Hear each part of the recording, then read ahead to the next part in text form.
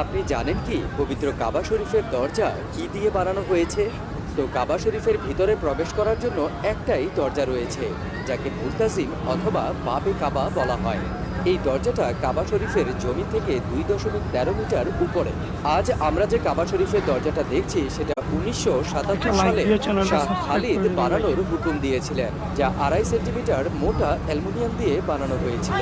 ওই দরজার উপরে রূপার পরত এবং তারপর স্বর্ণের পরত লাগানো হয়েছে, যার আনুমানিক খরচ প্রায় বাংলাদেশি টাকায় 30 থেকে 40 কোটি টাকা। এই দরজাটা বছরে শুধু দুইবারই খোলা হয়।